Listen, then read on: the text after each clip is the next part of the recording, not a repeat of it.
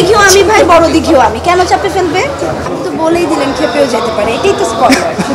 এটাই তো একটা স্পয়লার। অনেকেই বলেছেন যে দিঘিকে প্রথম কমার্শিয়াল ভাবে এত সুন্দরভাবে প্রেজেন্ট করা হয়েছে। আর আরেকটা প্রশ্ন, সেটা হলো যে যে ক্যারেক্টারে স্পয়লার না দিয়ে বলছি আর কি, সেই ক্যারেক্টারটা দেখে অনেকে আবার একটু দর্শকরা খেপেও যেতে পারে দিঘির উপরে। তো এই দুটো মিলে একটু জানতে চাই। আপনি তো বলেই দিলেন খেপেও যেতে পারে, এটাই তো স্পয়লার। এটাই তো একটা স্পয়লার। আচ্ছা, যেটাই হোক আসলে এটা তো সত্যি যে আসলে অনেক সাহস লেগেছিল এই ক্যারেক্টারটা করার জন্য। আমার মনে হয় ওই সাহসটা আসলে আমার টিম মেম্বাররা না দিলে ওটাও হতো না, আবার আমার ফ্যামিলি থেকে সাপোর্ট না আসলেও হতো না। সো আমি বলবো পুরো 100% ক্রেডিটটাই হয়তো ওই দিকে যাবে, রাহিম ভাইয়ের দিকে যাবে। উনি যে সাহসটা দিয়েছে, যেই গ্রুম আপটা করেছে, যে আলোচনাটা আমার সাথে করেছে, তারপরে মনে হয়েছে আচ্ছা আমি করতে পারবো। এবং করতে পারার পরে যেটা যেই টেনশনটা এখনও থাকে, এখনও যেহেতু আমি এখনও দেখিনি টু বি অনেস্ট, সো আমি জানি না যে আসলে আমাকে স্ক্রিনে কেমন লেগেছে।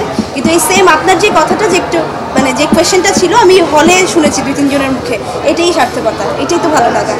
আরেকটা যেটা যে কমার্শিয়ালি রিপ্রেজেন্ট করা, যে আগেও আপনি কিছু কাজ করেছেন, মানে এখানে একদম অন্যভাবে দিঘিকে দেখা যাচ্ছে, দর্শকরাই বলছে যে দিঘিকে এত সুন্দরভাবে কেউ রিপ্রেজেন্ট করেনি। এটা নিয়ে একটু জানতে চাইবে, আপনার নিজেকে স্ক্রিনে দেখে এটা মনে হয়েছে কিনা?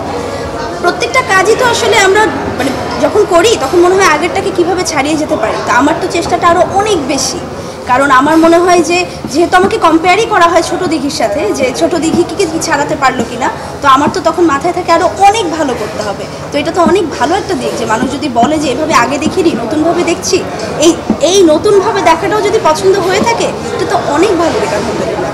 এই যে ছোট দিঘির প্রতি সবার ভালোবাসা, একটা এক্সপেকটেশন, এটা কি বড় দিঘিকেও একটু চাপে ফেলে? না, ছোট দিঘিও আমি ভাই, বড় দিঘিও আমি, কেন চাপে ফেলবে? আমরা অনেক সময় শুনি যে শিশু শিল্পী হিসেবে দেখলে তাকে হঠাৎ করে আমরা নায়িকা হিসেবে নিতে পারি না বা অ্যাকসেপ্ট করতে একটু সময় লাগে।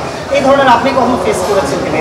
না, আল্লাহর রহমতে হ্যাঁ, অনেক মানুষ বলেছে ফেস করব, ফেস সামনে করতে হবে, বাট আল্লাহর রহমতে এটা যেহেতু আমার ফেস করতেই হয়নি, সো ওইটা আসলে আমি জানি না।